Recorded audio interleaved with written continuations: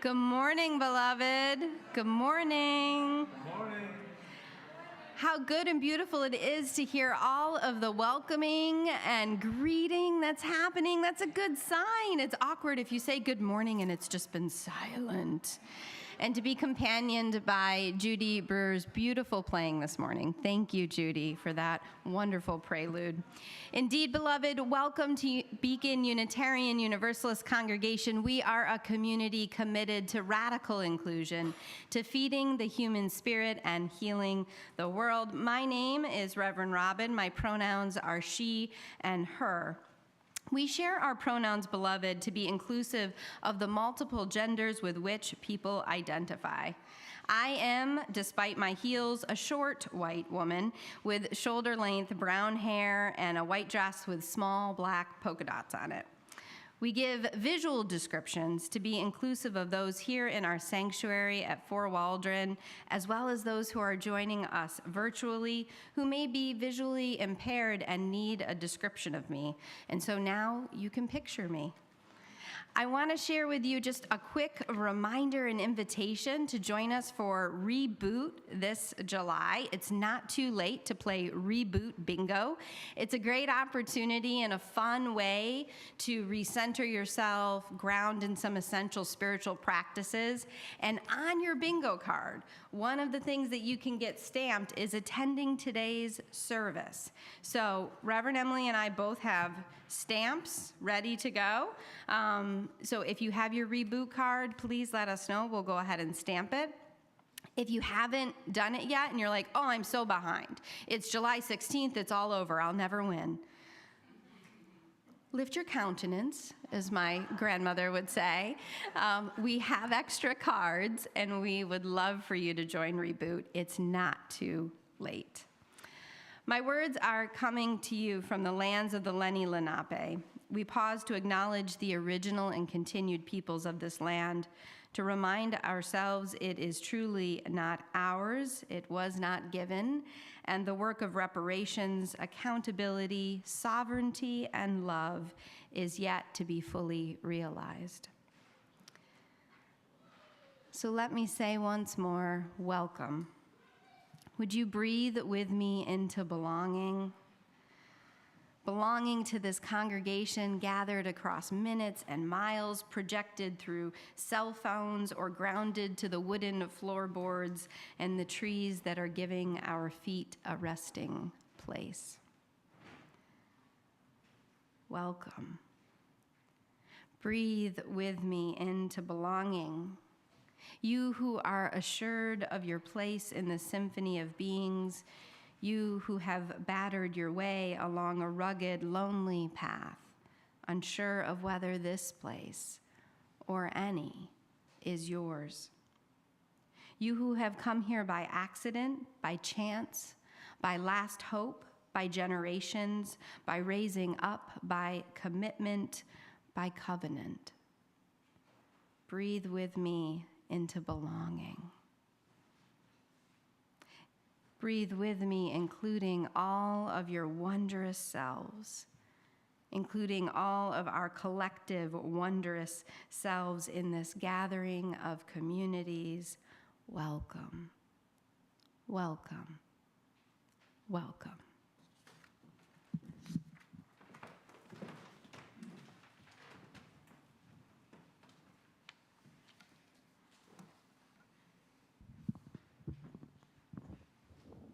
Good morning. My name is Wim Sveldens. I use the he, him pronouns, and I'm your worship associate today. We next light our chalice. The chalice is the symbol of our faith. It represents what we believe in our core, in our hearts of heart. It represents what we fight for. It represents our fight for freedom and against oppression anywhere of any type in the world. So I will light our candle.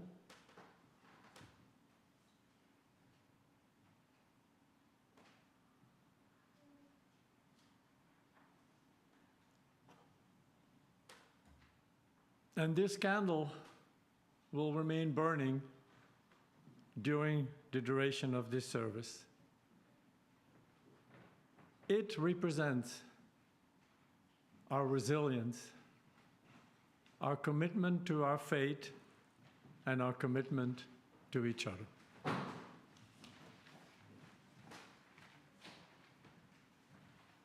Thank you, Reverend Robin. Thank you, Wim. I hope you feel pulled in, drawn into this community, breathed into belonging, and then kindled anew. We are going to reboot this morning by ringing our Tibetan bowl gong, a gift from our minister emeritus, David Bumba, and his wife, Beverly, who also serve this congregation. I'm going to ring the Tibetan bowl gong, and I'm going to invite you to raise your hand, and then slowly, as it dissipates into silence, allow your hand to slowly follow, falling to the floor. Let's see how long you can hear the ringing, and then welcome in the silence. Are you ready?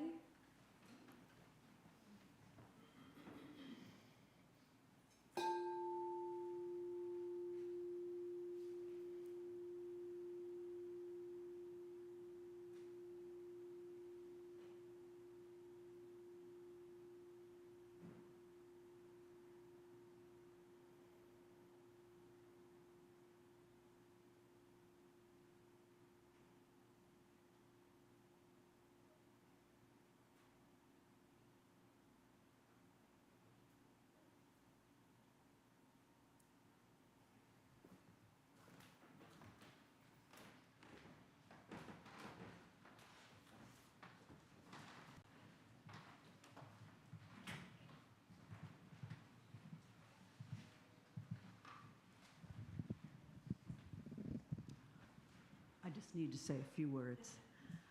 We were looking for songs for today's service, and it was fun that after 40 years of singing here, to find a hymn that I had never seen or sung, and it's such a beautiful one.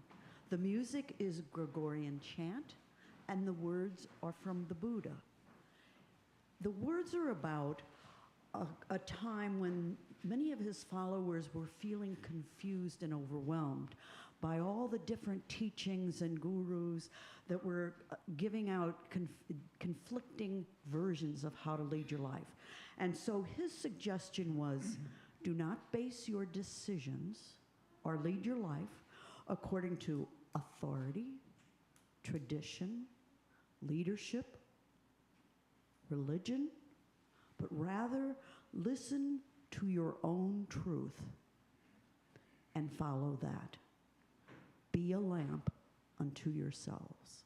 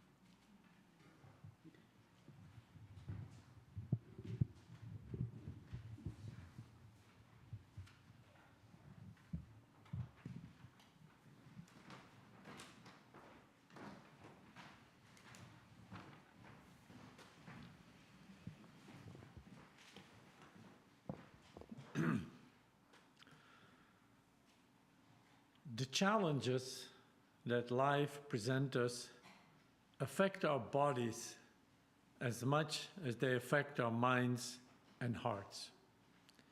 Today, we demonstrate this through an exercise May Krukil adapted from the workbook Transforming the Pain.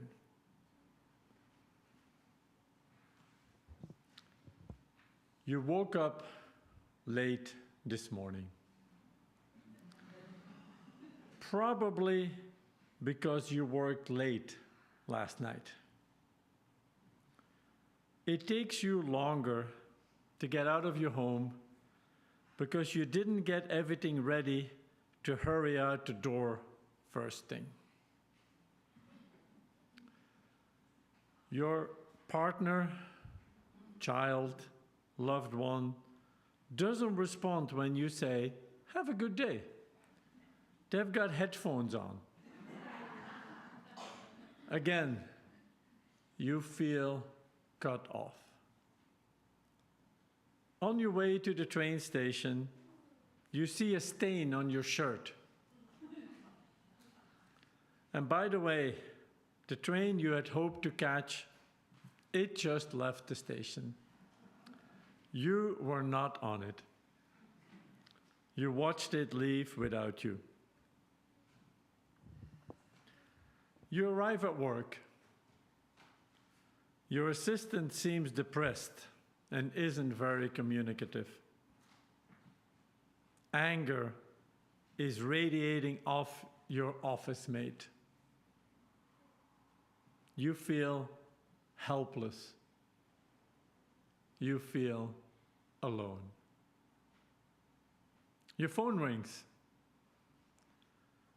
It's your health insurance company.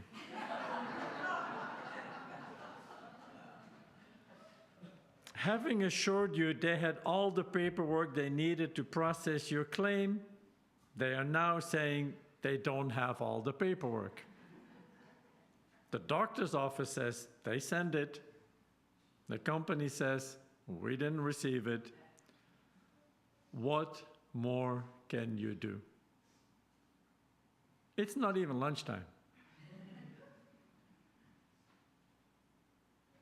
How many of us are moving through life, feeling alone, holding our breath, tensing our bodies to armor ourselves against what is happening, grinning and bearing it? Now, what if grin and bear it is just bad resilience? What if the key to resilience is remembering that we are not alone?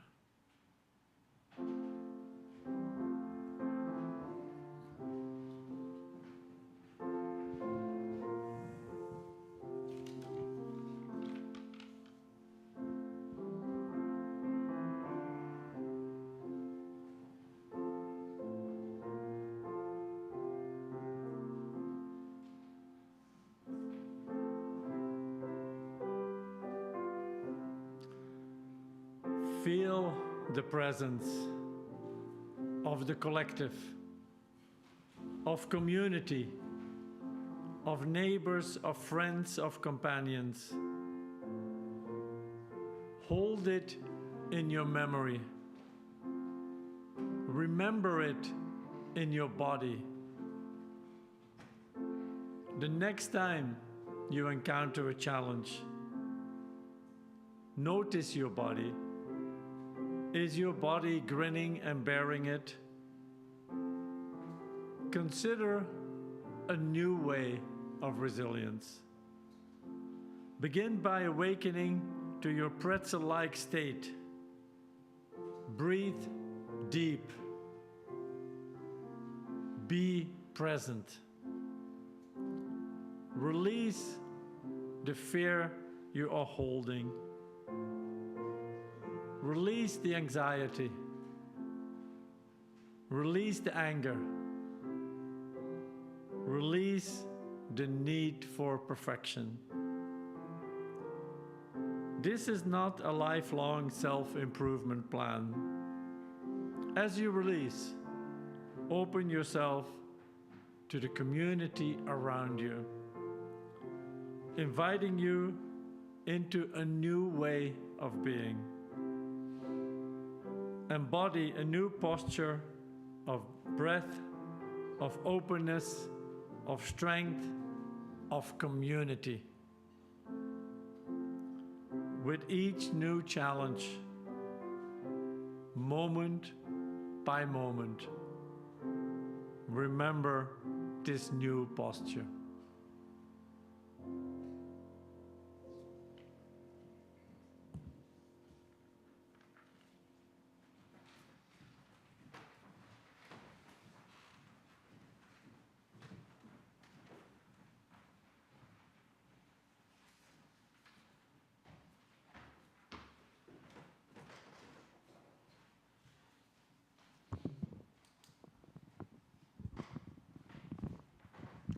Good morning.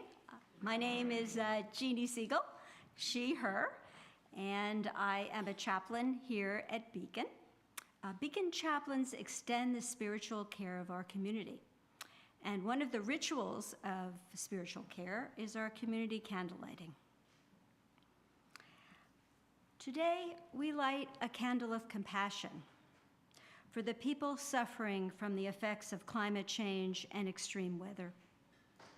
To name just a few, the catastrophic flooding in Vermont and India, and the intense heat in many parts of our country as well as the world. We light a candle for Gretchen Rosenberg, who is being placed into hospice care after living with dementia. Gretchen worked as a hospice nurse for many years, including to many Beacon members. We are holding her family in our thoughts and prayers, her husband Vic, his partner Pauline, Vic and Gretchen's children, Pete and Stacy, and their spouses and their children. As you know, July is Disability Pride Month, and so we are lighting a candle of joy and solidarity for all those celebrating Disability Unite festivals all across the country, including one right here in New York. For this and so much more, we invite you to come forward and light a candle here in the sanctuary, in your homes, or wherever you are.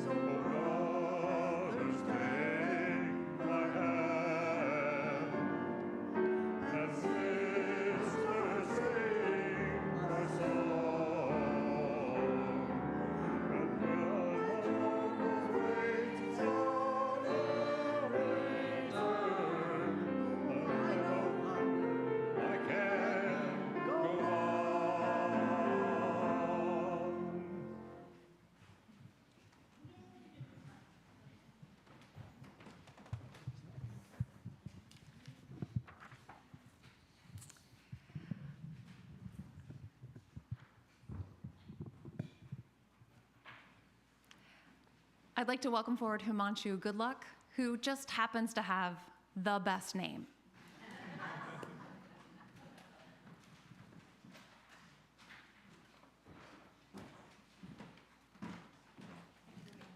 Sure. Good morning, Beacon. Good morning. My name is Himanshu Goodluck, and my pronouns are he, him. I'm a first-generation Indian American who grew up in New Providence before there were many Indian people in the U.S. I work as an editor and research manager for a database publisher named Winmo, which is headquartered in Atlanta. I've been a Beacon member for over a year. Moreover, my main connection is through a community group that meets on Sundays. I greatly enjoy the wholesomeness of Beacon as well as the togetherness we have in our community group. I'm currently struggling with aging parents as well as dealing with my upbringing. So what brings me to Beacon? To connect with others. Church can be a great place to meet new people and build relationships. This can be especially important for people who are single or who live alone. To find a sense of belonging.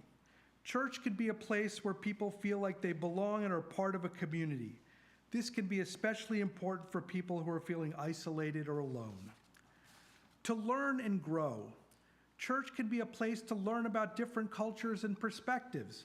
This can be especially important for people who are seeking to broaden their horizons or who want to become more understanding of others. To give back to the community. Church can be a place to get involved in service projects and to help others. This can be a great way to feel connected to the community and to make a difference in the world. To find support. Church can be a place to find support from others who share similar experiences or challenges. This can be especially important for people who are going through difficult times or who are feeling lost. Of course, not everyone who goes to church does so for the same reasons. Some people may go to church because they feel obligated, while others may go because they enjoy the fellowship.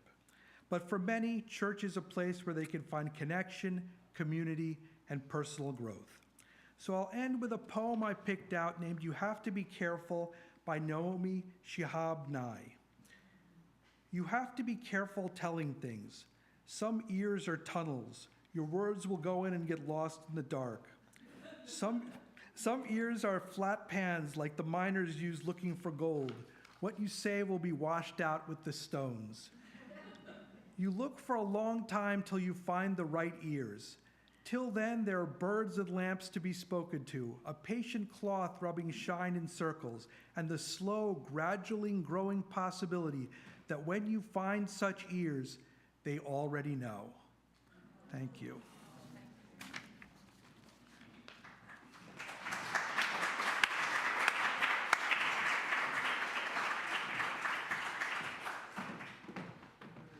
Thank you so much, Himanshu. Our morning offering will now be most gratefully received. And as promised, if you would like a reboot card or if you're seeking a stamp, I'm ready and will be coming through the congregation. Thank you.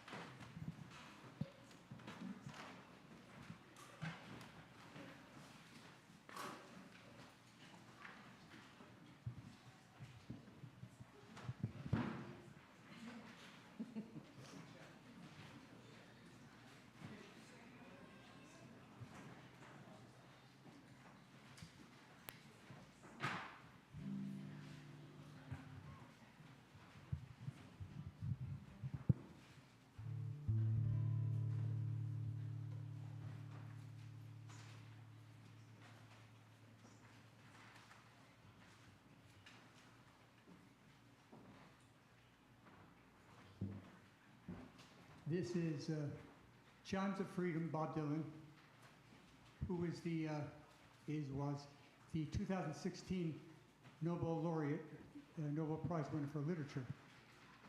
And it's Dylan, so up to you to unpack the lyrics.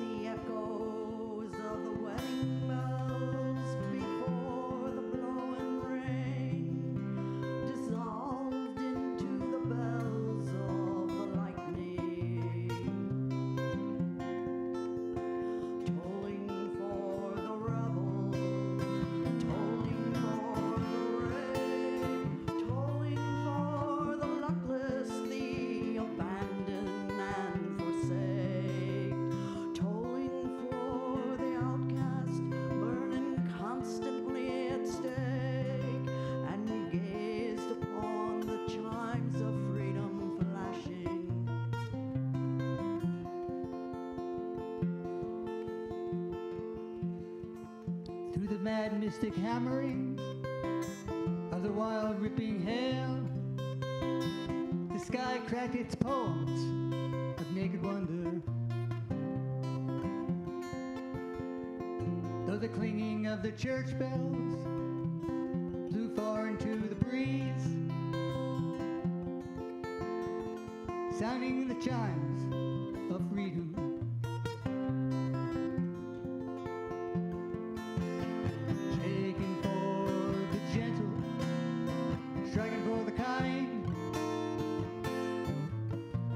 Striking for the guardians and protectors of the mind, and the unborn painter beyond his rightful time.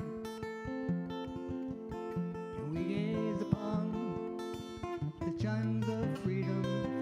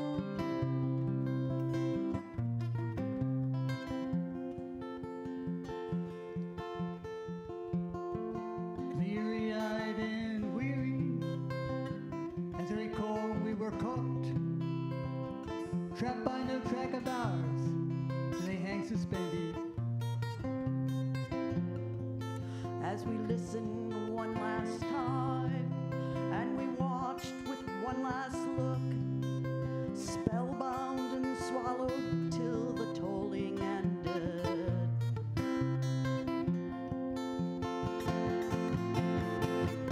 Joy for the aching ones, who cannot be missed.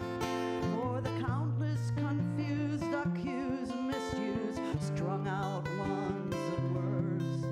And for each and every hung up person in this entire universe, And we gazed upon the chimes of freedom flashing. And we gazed upon the chimes of freedom flashing. and we gaze upon The chimes of freedom flashing.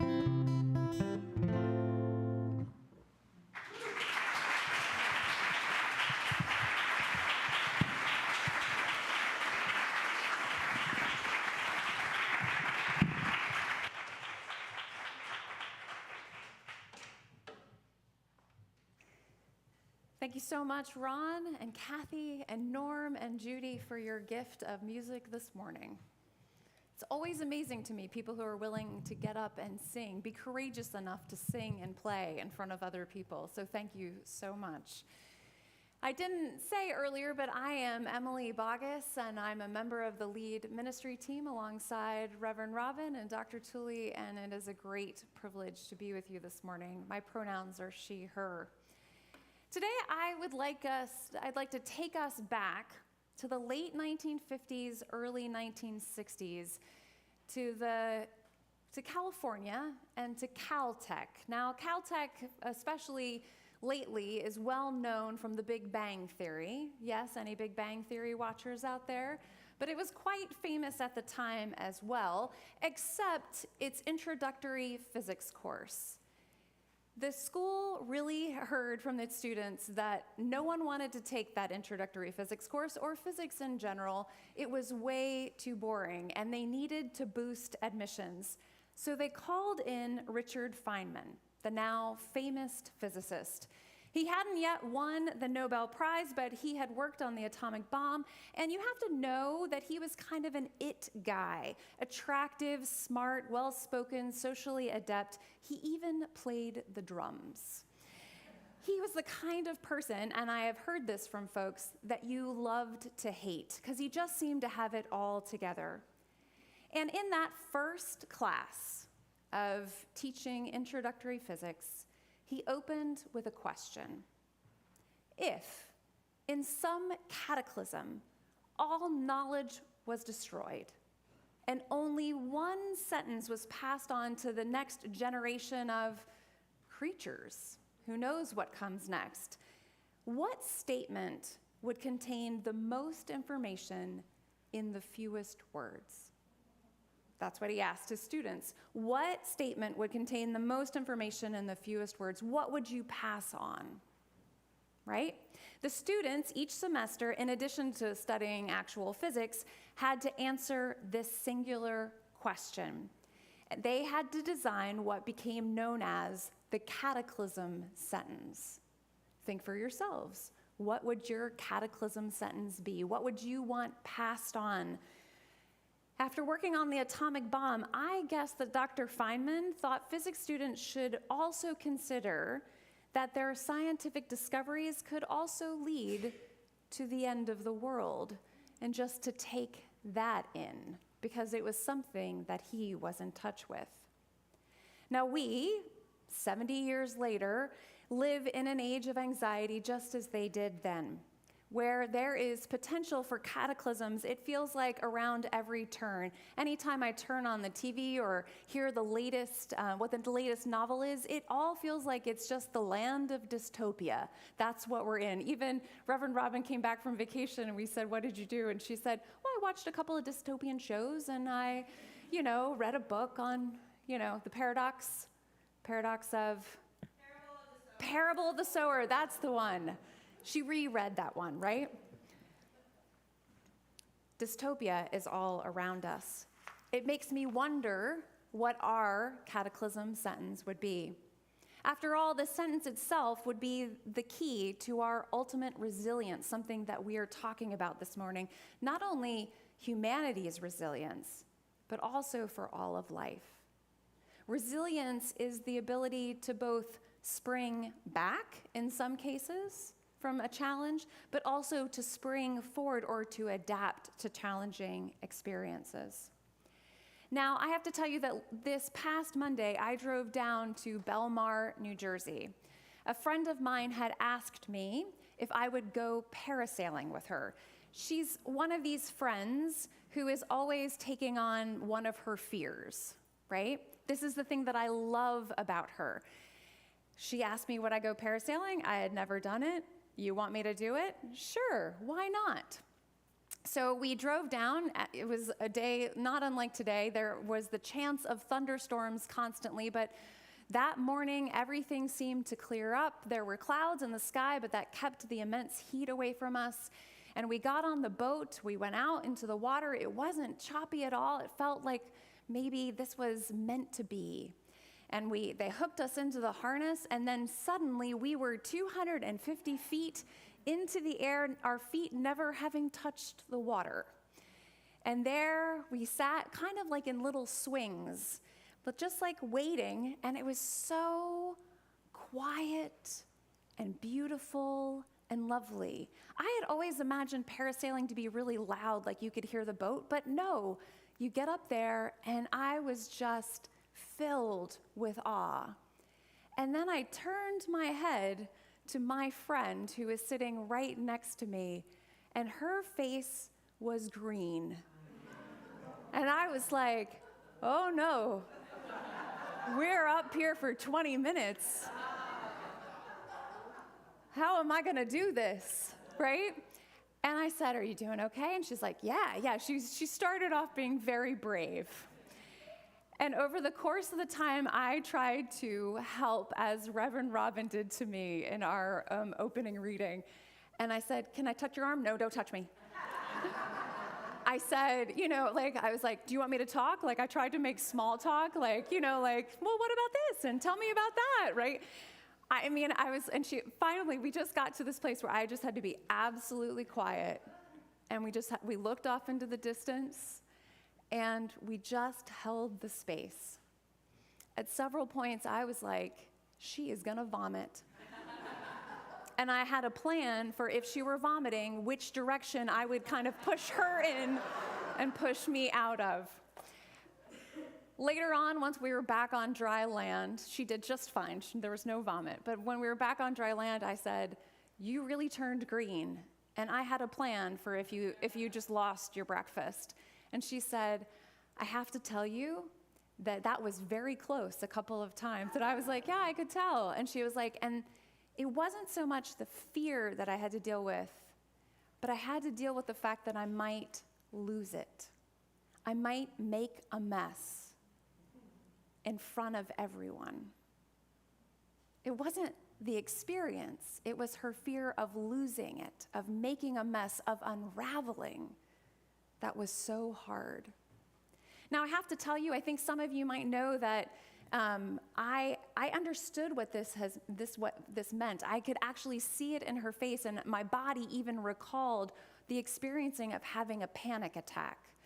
So often, this happens to me in planes as we're taking off, right?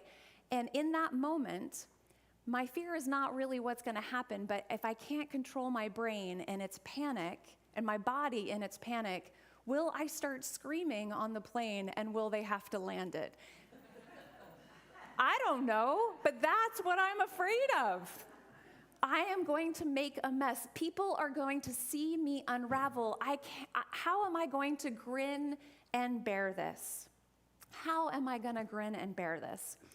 Panic attacks teach you a lot about resilience.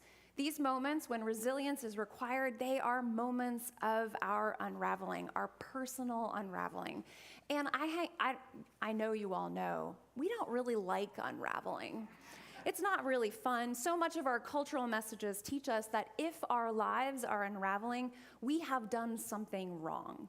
We have made a mistake. It must be bad karma. Somebody literally said that to me this week. It's bad karma from my past actions, or it's punishment from an angry deity.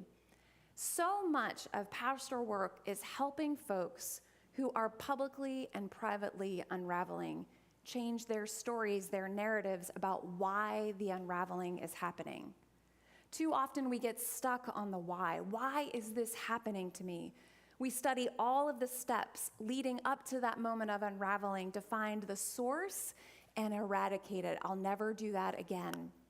If only I had done X instead of Y, I wouldn't be experiencing this pain. This thought exercise can be helpful, but what I've observed is that we often get stuck in the why, and it stops us from actually adapting to the challenge.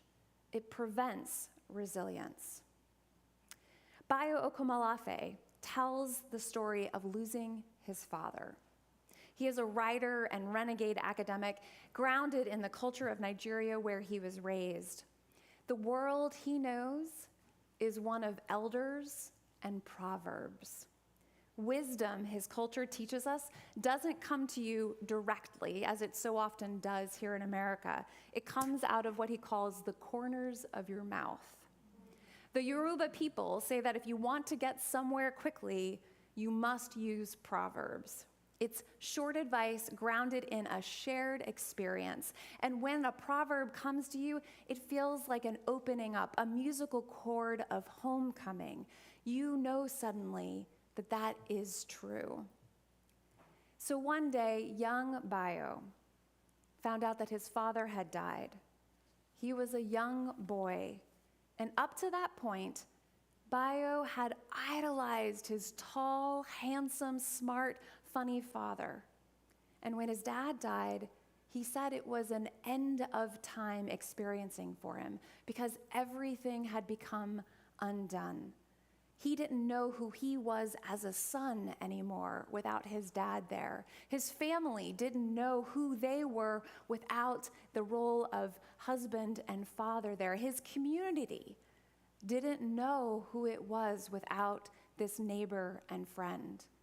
It was an end of time experience. And resilience came to him in the form of a proverb. To find your way, his elders told him, you must lose your way generously. To find your way, you must lose your way generously. Like my friend, 250 feet up in the air, young Bayo had to be okay with his undoing. Not just his, but his community had to be okay with their undoing. It's not unlike a devastating forest fire. The forest itself is completely deadened. Deadened. There is grief in the communities of the forest from that fire. But there in the blackened earth, there are seeds of becoming. It is an invitation to a new way of being, an invitation to become different because you can no longer be who you've been. This is the essence of resilience. We are not meant to grin and bear it as if nothing is wrong, to wait until the turbulence is over so we can go back to our regularly scheduled lives, even though post-pandemic, are we post-pandemic? Post-pandemic, it does feel like everybody's just gone back, right? Our lives are filled with invitations to become. They are evolutionary points. We've been told a story that becoming looks like moments of inspiration where the light bulb goes off and suddenly you're evolving to a new state of being, when in actuality, evolving often looks like moments of cataclysm. They are times of personal cataclysm, but also of collective cataclysm. All that we face right now, beloved, and if I went around this room and asked you what you're most anxious about, you would all have different things that you were holding, some commonalities, but also different things. All that we face right now, beloved, might be an invitation to lose our way together. Have you ever thought about that in your anxious moment? Maybe this is just what we need to lose our way together. Remember, my friend didn't face her fear, her personal cataclysm alone. She asked me to go along with her. Remember also that when Dr. Feynman created this question for his physics class, many of the elders at that time had experienced not one, but 2 world wars. By the 1960s, the Cold War was going full throttle with the possibility of nuclear annihilation on our planet. This is what the physicists had created for us. God bless them. We faced collective cataclysm. Do you all remember what children were taught to do in case of a nuclear attack? Oh, everybody knows. Tell us. Duck and cover. But what do you, if you're in school? Under the desk. Under the desk, right?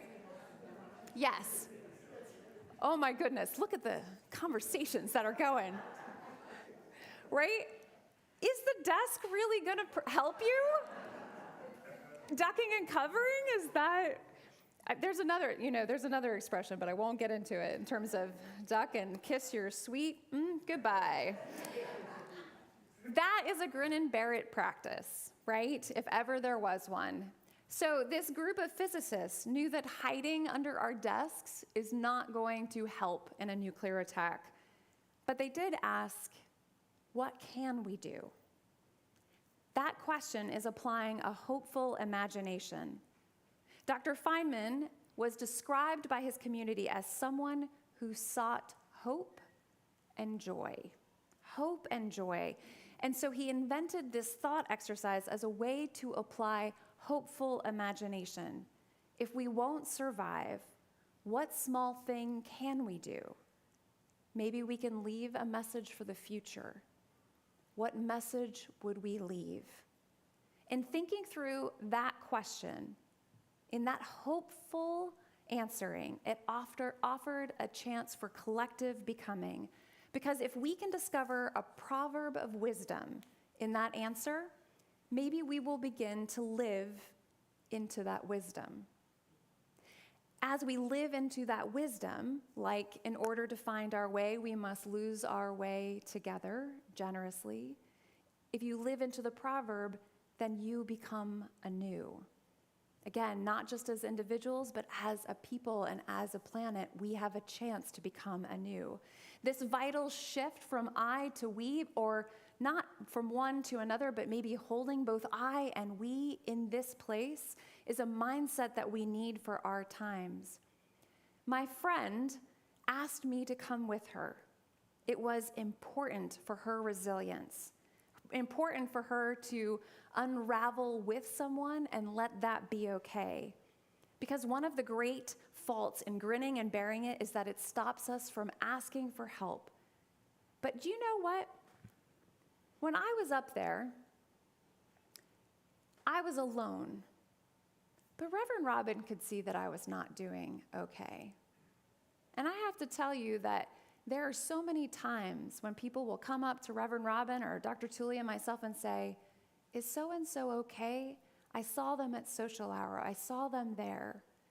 Are they okay?" And so often we say, "Why don't you ask them?" Maybe that's just what they needed.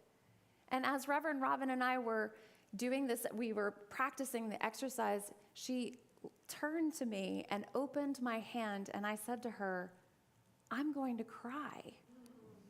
I know it's going to happen, but just seeing another person care, seeing another person reach out and open my hand, softened my heart.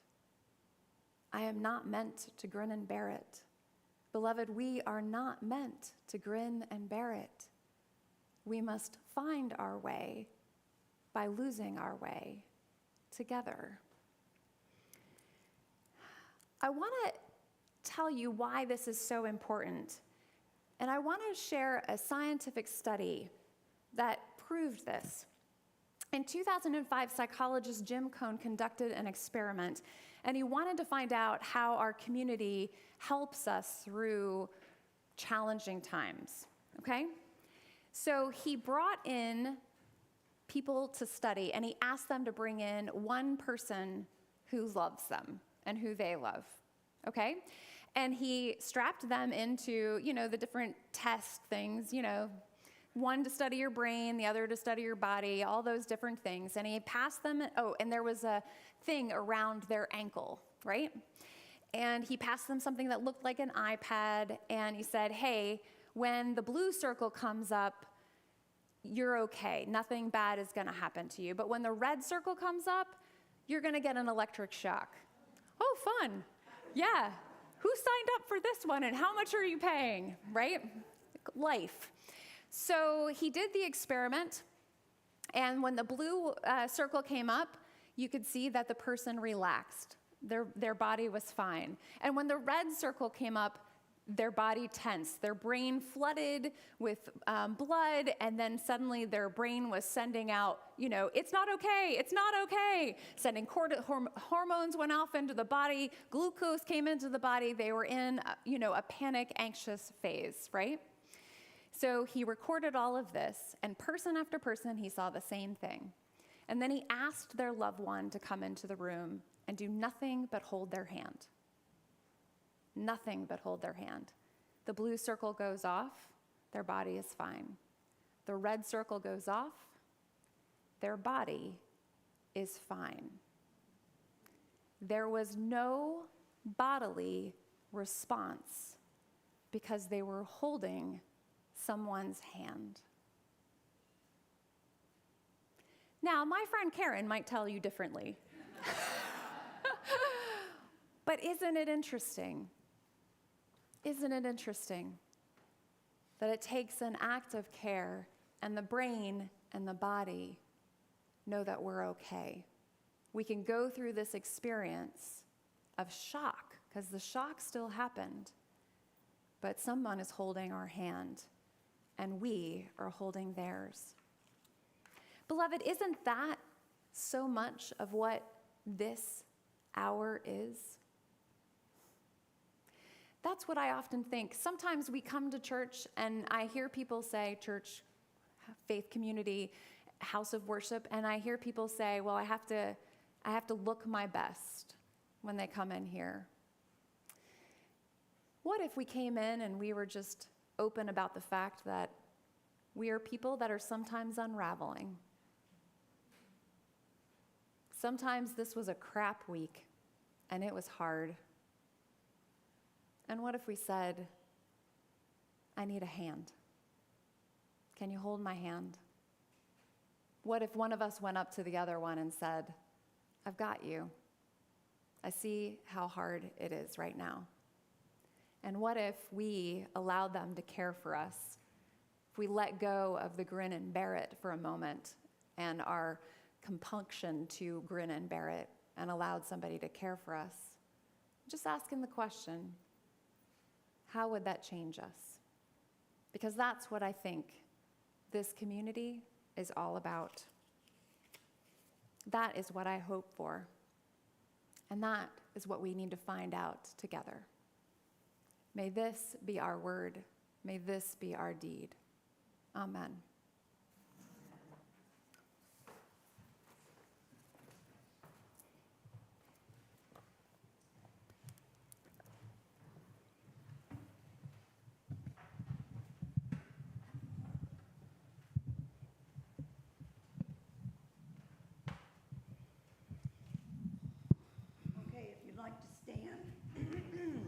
As you're willing and able.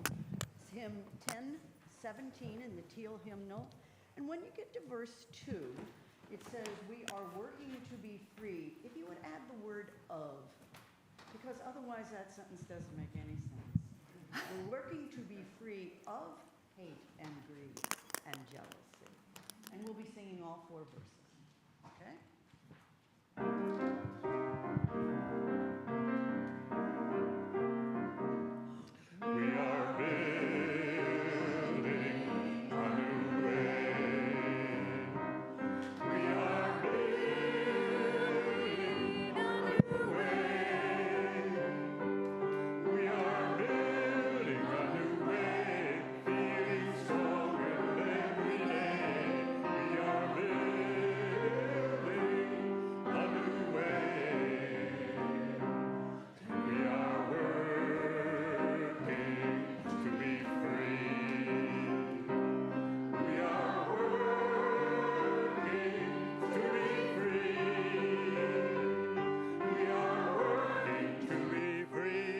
hate and greed and jealousy. We are working to be free. We can feed our sons of earth. We can feed every need. We can feed our every need. Start with love and live with heart. And free Back to 3.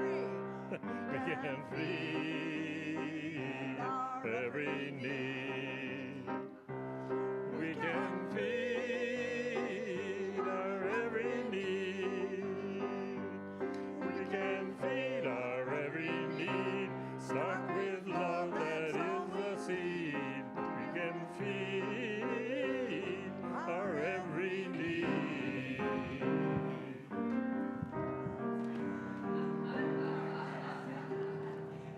We did a little out of